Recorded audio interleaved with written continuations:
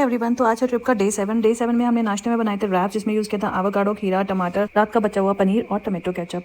और मैं खिला रही हूँ यहाँ ऊपर चढ़कर ज्ञान भी को, क्योंकि उसको खिलाने में पूरा लग जाता है 1 घंटा। नाश्ता करने के बाद जल्दी जल्दी रेडी होकर हम निकल पड़े। रास्ते में आया था एक विलेज जिसका नाम था फिशरमैन विलेज। यहाँ पे सारे मछुआरों के घर, जो कि बहुत ही क्यूट थे। बोट को देखकर मैं बहुत ही खुश हो गई। मेरी एक्साइटमेंट का ठिकाना नहीं रहा, आप देख सकते हैं। छोटे बच्चों को उन्होंने लाइफ जैकेट्स बनाई थी, जहाँ मेरी बेटी को भी लाइफ जैकेट बनाई। बाकी हम सबको इसकी जरूरत नहीं थी। ये बोट डबल डेकर बोट थी। बच्चों ने ऊपर की तरफ कब्जा कर लिया, हम सब बैठे नीचे। लेकिन नीचे भी बहुत ही अच्छा था। अंदर की तरफ छोटा मोटा सामान रखा गया था, जैसे चिप्स, लॉलीपॉप्स वगैरह आप खरीद सकते हो। और बस वेल्स देखने की एक्साइटमेंट में हम निकल पड़े। आगे बहुत देर तक हमें कुछ नजर नहीं आया। 1 से 1.5 घंटा हो गया था। कुछ देर के बाद यहाँ पे बहुत दूर पत्थर पर कुछ चलता हुआ नजर आया, लेकिन पास जाकर पता लगा कि ये तो सील देखने जाना, मगर अपने रिस्क पे, क्योंकि इतनी गंदी बात आती है ना कि आप सहन नहीं कर पाओगे। सबसे ज्यादा मजे इस ट्रिप पर बच्चों ने लिए, क्योंकि उन्होंने इतना भर भर के जंग खाया। इस बोट पे भी उन्हें लॉलीपॉप खाने को मिल गई। अब बहुत देर तक कुछ नहीं मिला, तो मैंने सोचा मैं ही कुछ पोज दे दूं। ज्ञानवी भी पूरा पक चुकी थी, इसलिए उसने विकास को भी पकड़ डाला। इस पूरे समुद्र में वेल तो क्या, कोई छोटी मछली भी नजर नहीं आ रही थी। तो मुझे एक बर्ड नजर आई, तो मैंने उसी को शूट कर डाला। 1 से 1.5 घंटा इंतजार करने के बाद फाइनली बोट पर सवार गाइड ने आकर हमें बताया कि उसको कुछ हलचल नजर आ रही है। उसको लग रहा है कि दूर 2 वेल्स हैं। तो हम सब आ गए डेक पर, और उसने हमें इंस्ट्रक्शन दी कि अगर मैं 11 बोलूंगा तो तुम्हें लेफ्ट देखना है, 1 बोलूंगा तो सेंटर में देखना है, 5 बोलूंगा तो राइट में देखना है। जैसे उसने 11 बोला, हम सब लेफ्ट की तरफ मुड़े और हमें दिखा ये स्प्लैश। आपको नजर आ रहा है, यहाँ पे 2-3 बार हमें ये स्प्लैश नजर आए,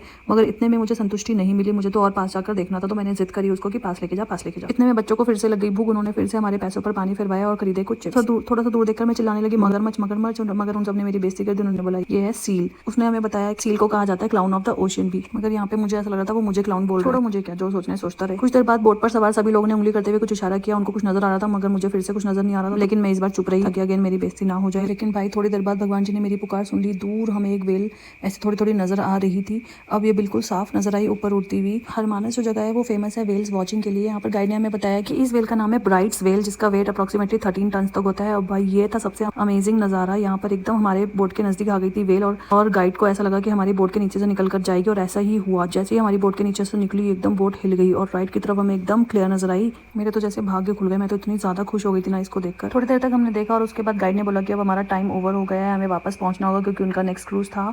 बस हम निकल पड़े, कुछ पोजेस हमने दिए, और यहाँ पर हम उतर रहे हैं बोट से। और बस उसके बाद हम पहुंचे घर पे। अब घर पे पहुंचने के बाद भी हमारा जो घर था ना, जहाँ पर हमने लिया था, उस कॉम्प्लेक्स के अंदर ही था बीच। तो ये उस कॉम्प्लेक्स के अंदर के सारे घर है, जहाँ पर हमने 3 दिन का स्टे लिया था हरमानस में। फिशरमैन विलेज से इंस्पायर होकर यहाँ पर घर बनाए गए थे, बहुत ही खूबसूरत थे। और यहाँ पर सबसे बेस्ट पार्ट था कि आप सोसाइटी के अंदर से ही सीधा बीच की तरफ जा सकते हो। इस पुल को क्रॉस करते ही आप सीधा आ जाओगे बीच पर। क्या मजे है ना सोसाइटी वालों के। शाम को वॉक का मन किया, चलो भाई बीच पर। शाम को पिकनिक का मन किया, चलो भाई बीच पर, सोसाइटी के अंदर से ही। उस दिन हमें भी कुछ ऐसा ही महसूस हो रहा था, बहुत मजा आया। और बस बीच पे थोड़ा एंजॉय करने के बाद हम पहुंचे घर पर। घर पर पहुंचने के बाद हमें खुशी मिली, क्योंकि जेंट्स ने थोड़ी बहुत तैयारी कर रखी थी डिनर की। डिनर में हमने बनाई थी आज पाव भाजी, और मेरी फ्रेंड ने मोर्चा संभाला बच्चों का, जो कि सबसे मुश्किल काम होता है। उसने खिला दिया खाना बच्चों को। उसके बाद खाया हम सब ने मिलकर खाना और कुछ गप्पे मारे। बस आज का दिन एक दूसरे की टांग खिंचाई करते पूरा